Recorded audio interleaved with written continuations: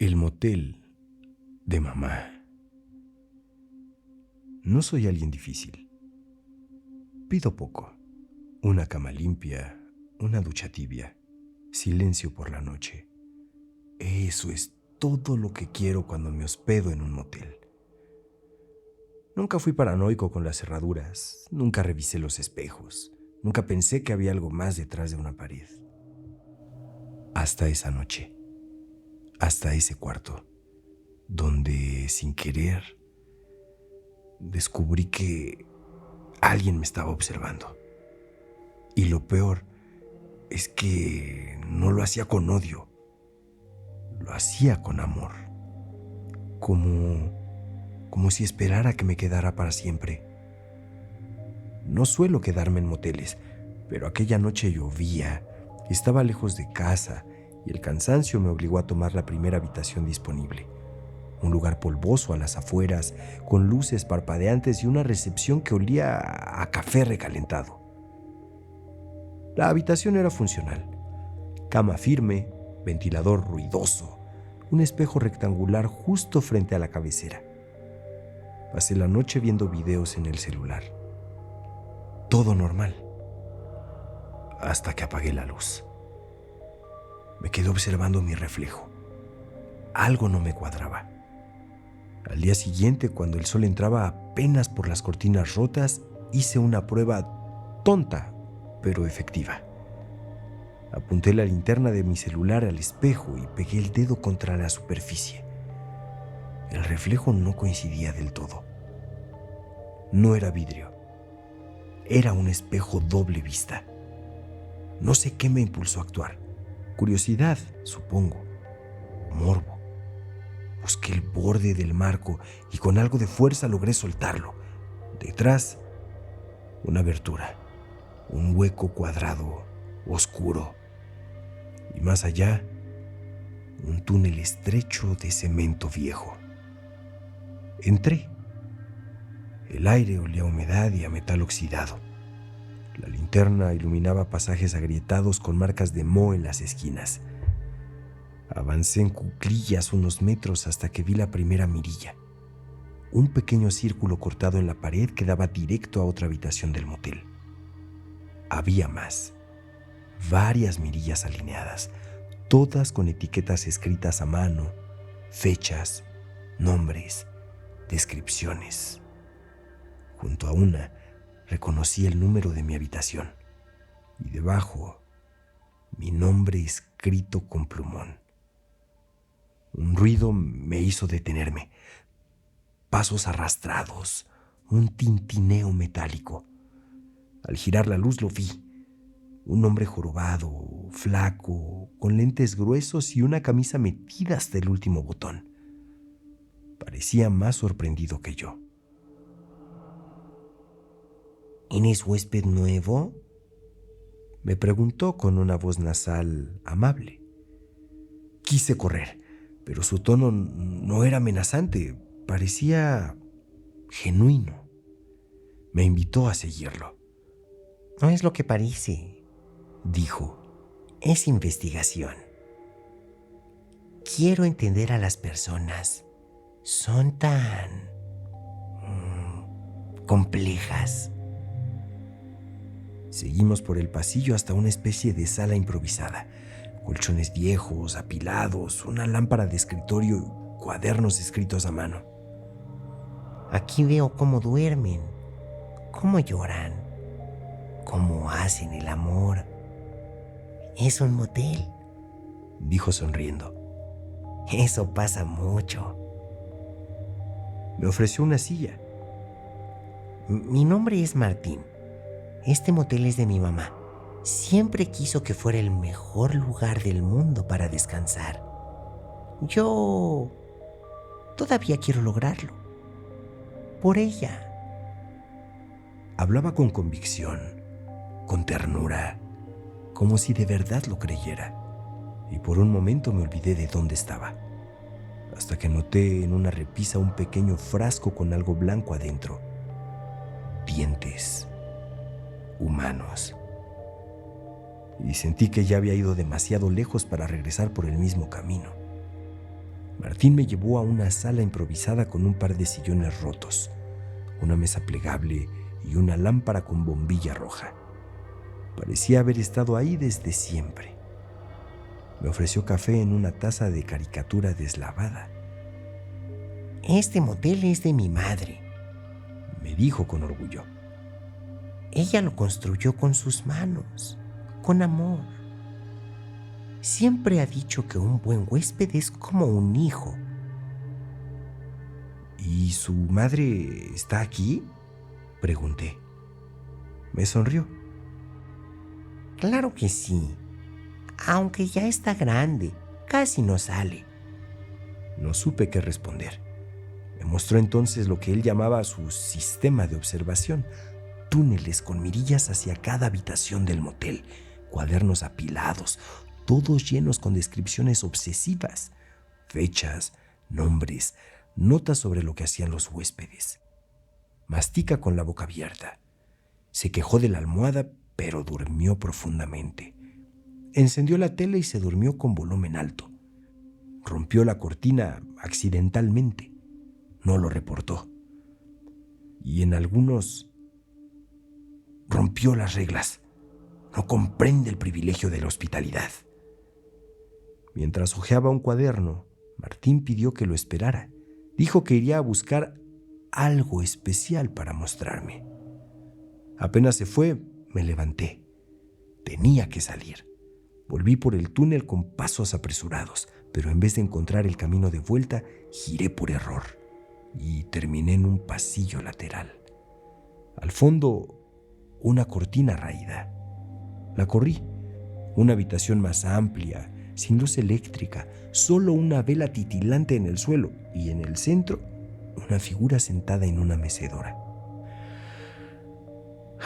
Una anciana momificada con el cabello blanco, aún sujeto con pasadores, vestida con uniforme de mucama, los labios cosidos con hilo de bordar, los ojos abiertos, pero secos como papel. La vela iluminaba retratos antiguos clavados en la pared. Ella con un niño jorobado. Él, Martín. Retrocedí. Golpeé algo con el pie. Un cadáver. Me di cuenta entonces que el cuarto tenía una sección cubierta con sábanas, huesos, ropa vieja, mochilas rotas. Una colección de huéspedes desaparecidos. Y entonces escuché su voz detrás de mí. Veo que has conocido a mi madre. Me giré. Estaba ahí, Martín, con los hombros caídos y la mirada herida. ¿No te parece hermosa?, dijo con ternura. La cuido todos los días. Ella me enseñó que la hospitalidad es sagrada, que hay reglas y que si alguien las rompe, dio un paso hacia mí. Debe ser corregido. Yo ya no veía al hombre ingenuo, solo a un guardián retorcido, a un hijo que había creado una religión con su soledad. Corrí. Él vino detrás de mí, rengueando, pero determinado. Gritaba cosas que no entendía. ¿Esta es tu forma de agradecer? Los huéspedes no exploran. Ella no quería esto. Sabía que no podía salir por donde entré. Tenía que encontrar otra forma, cualquier forma. Y en ese momento supe que ya no era un huésped. Era un intruso. Y él, un anfitrión ofendido. Corrí como pude por los túneles, esquivando cables, vigas sueltas y pedazos de espejo acumulados. Martín venía detrás, no rápido, pero no se detenía. Yo no gritaba, no habría nadie que oyera, solo escuchaba su voz. Te ofrecí café, te hablé de mi madre. Tú y yo íbamos a ser amigos. Tropecé, caí y me raspé la rodilla. Me incorporé y me escondí detrás de un archivador oxidado. Pude ver su sombra, su silueta encorvada y descompensada. Iba murmurando. La gente sucia es toda igual. no saben comportarse. Entonces lo vi pasar y entendí que no quería matarme. Quería corregirme. Seguí en silencio hasta que encontré una vieja puerta de metal con un cerrojo por dentro. Recordé el cuarto de su madre. Corrí hacia ahí. Martín estaba dentro, hablando con la figura momificada como si aún pudiera responderle. Mamita, no quiero hacerlo. No me pidas lastimarlos otra vez. No me gusta lastimar a la gente. Se volvió hacia mí con lágrimas en los ojos. ¿Tú también crees que soy un monstruo? Entonces lo vi. Tenía un cuchillo en la mano con sangre seca pegada al metal. Lo sostenía con la punta hacia abajo como si fuera parte de su uniforme, como si fuera natural. No esperé a que hiciera nada. Lo empujé con todas mis fuerzas. Cayó hacia atrás golpeándose con la silla. El cuchillo salió volando, chocando contra el piso de cemento. Aproveché para salir y cerrar la puerta con el cerrojo por fuera. Lo escuché gritar, golpear. No me dejes aquí. Yo no soy malo. Soy buen anfitrión. Un buen hijo. Corrí de regreso por los túneles. Volví a mi habitación. El espejo estaba en el suelo, roto en pedazos. Tomé mi mochila. Abrí la puerta principal. La noche seguía intacta. La recepción vacía. La carretera muda. Me fui. Nunca hablé con nadie. Nunca lo denuncié. No sé si fue por miedo, vergüenza o por otra cosa. Tal vez porque aún lo tengo en la cabeza. Porque a veces, cuando paso frente a un motel, me viene ese pensamiento. ¿Seré un buen huésped esta vez?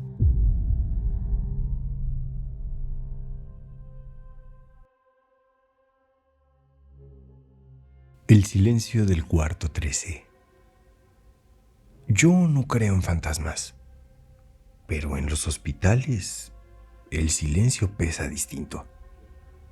Estoy haciendo mi internado en un hospital viejo, uno de esos con muros tan gruesos que ni la señal del celular entra bien.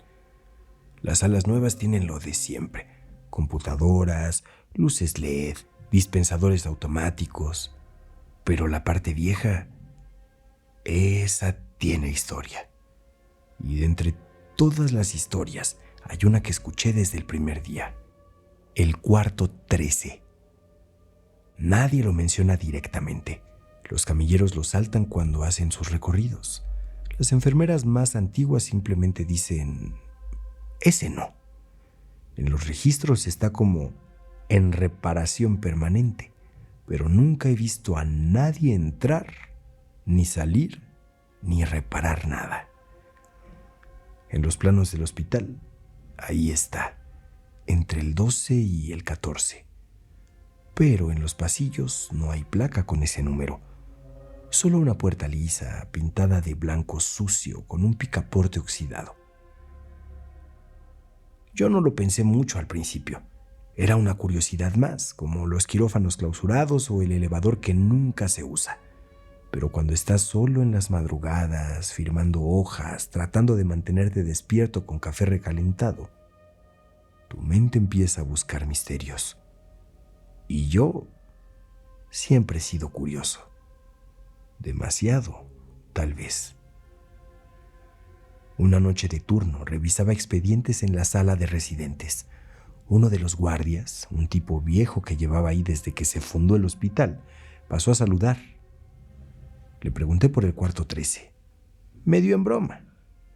Él se detuvo. ¿Cuál 13? Me dijo. No hay cuarto 13. Vamos, le insistí. Está en los planos.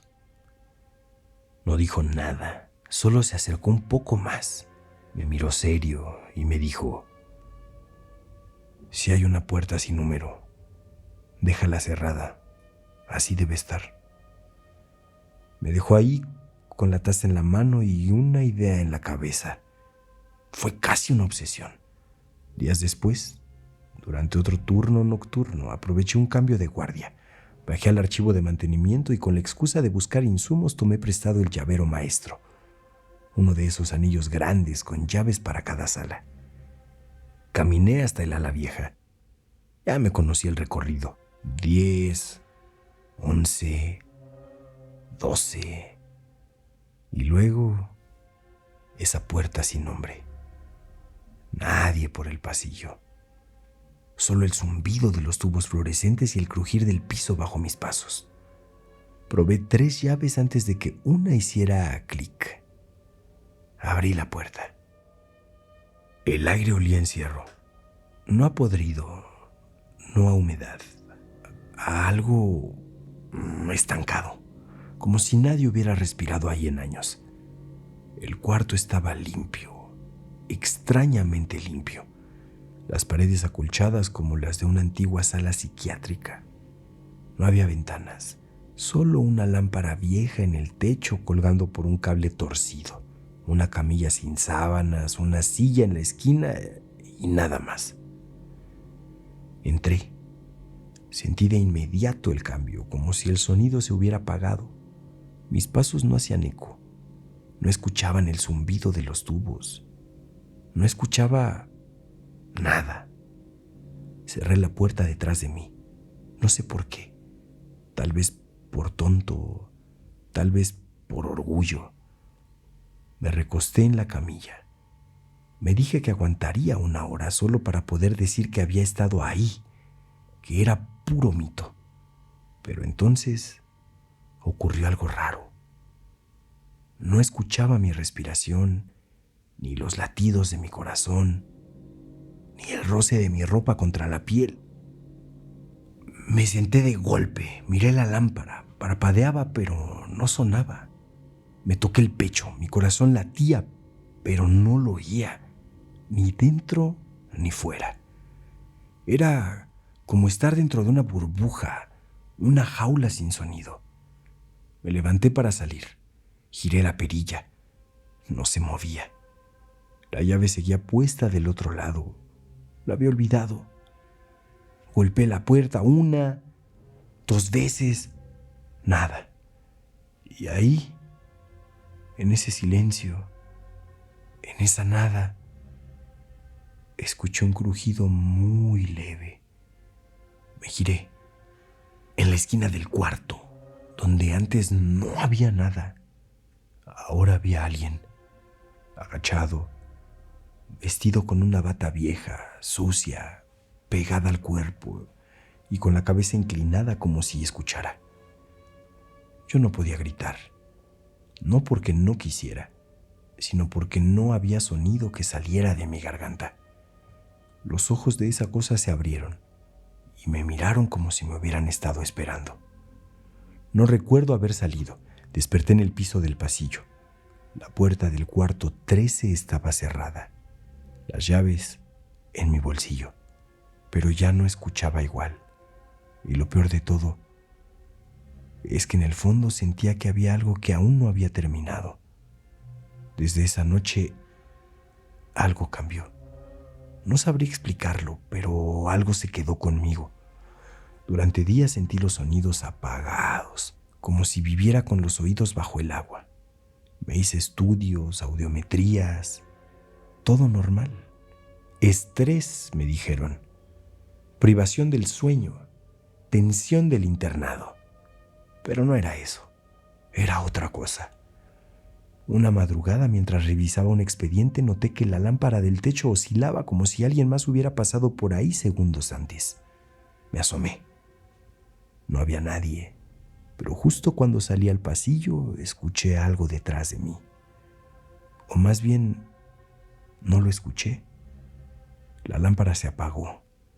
El silencio fue total y en medio de esa nada sentí una presencia. Volví a encender la lámpara con el interruptor y justo en la esquina del techo, arriba de los lockers del área de descanso, vi algo agazapado. No era una figura nítida, era más bien una silueta, un hueco, como si el aire tuviera forma, solo por un segundo. Luego se deshizo. No quise contarle a nadie porque no quería que pensaran que me estaba quebrando, pero algo me empujó a volver. No al cuarto, no todavía, pero sí a los registros antiguos. Tuve que sobornar al archivista con café y galletas para que me dejara buscar. Cajas de cartón llenas de polvo, fichas escritas a mano, carpetas amarillentas. Ahí lo encontré. El cuarto 13 no siempre fue el 13. Antes fue una sala de aislamiento psiquiátrico. Luego fue clausurada tras un caso sin resolver. Un paciente, sin nombre, sin familia, sin ingreso oficial. Fue encontrado muerto dentro de ese cuarto, después de que el personal reportara que llevaba días sin comer, sin hablar, sin moverse. Se había sentado en la camilla y ahí simplemente se apagó. El informe decía algo que me heló la sangre. No presentaba signos de violencia ni heridas visibles. El corazón simplemente se detuvo, como si hubiera olvidado latir. Desde entonces el cuarto se selló, pero hubo reportes. Guardias que escuchaban pasos. Personal que soñaba con un cuarto blanco, sin ventanas. Residentes que renunciaban tras una sola guardia nocturna. Una hoja suelta tenía un mensaje escrito a mano. El silencio no lo calma. El silencio lo alimenta. Esa noche soñé con el cuarto.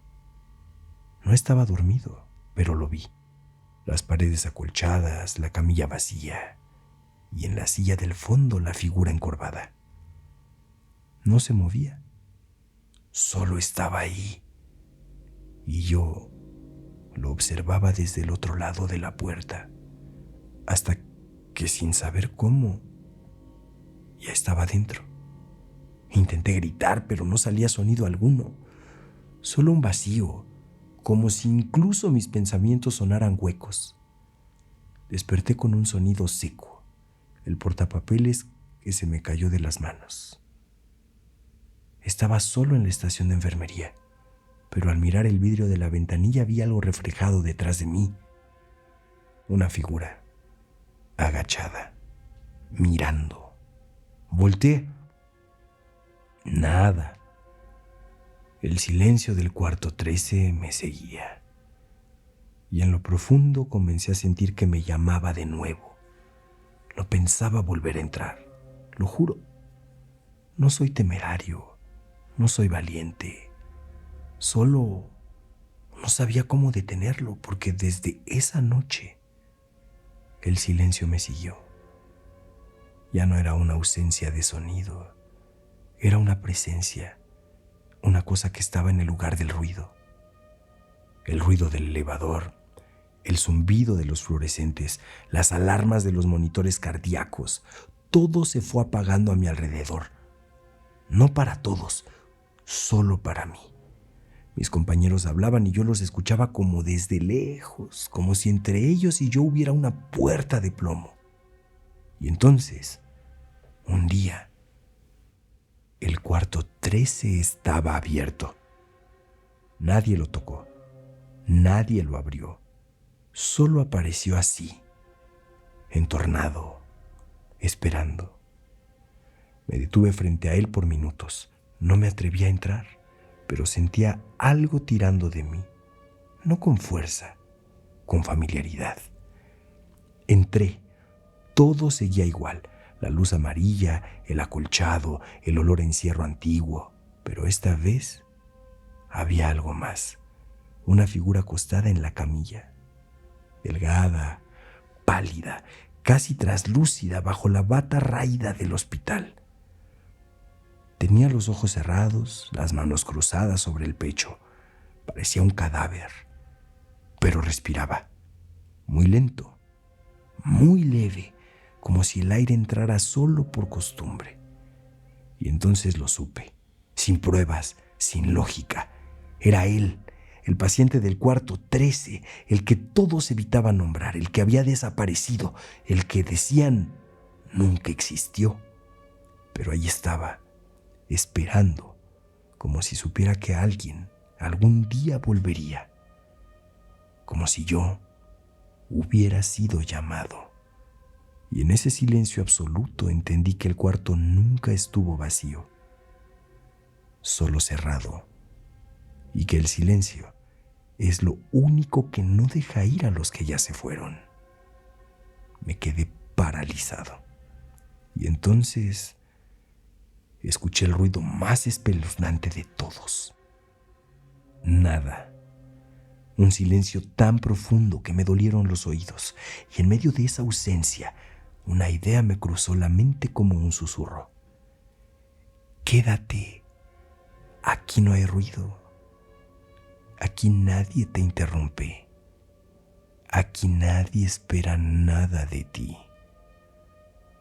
No sé cuánto tiempo pasé ahí adentro, pero cuando desperté estaba en la sala de descanso con una manta sobre los hombros. Una residente me dijo que me encontró dormido, ahí, temblando, que murmuraba palabras sueltas como si estuviera rezando.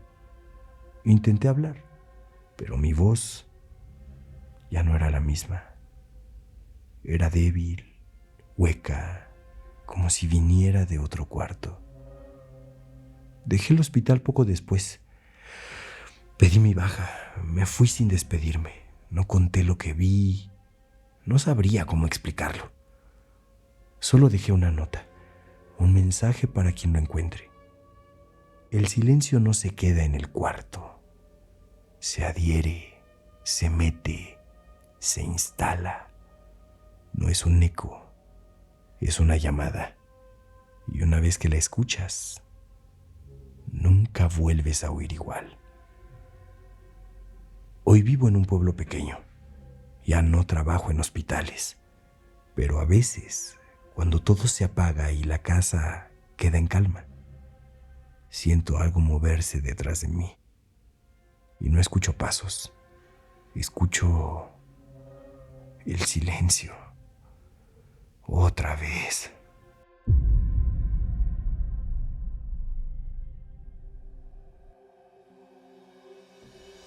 Este testimonio ha terminado, pero el eco permanece. Si tú también has estado en presencia de lo inexplicable, cuéntanoslo. Envíanos tu historia. Escríbela, grábala, susúrrala si hace falta, pero no la guardes más. Suscríbete y acompáñanos en Testimonios Paranormales, porque aquí cada relato es una ofrenda y cada ofrenda una luz en la penumbra.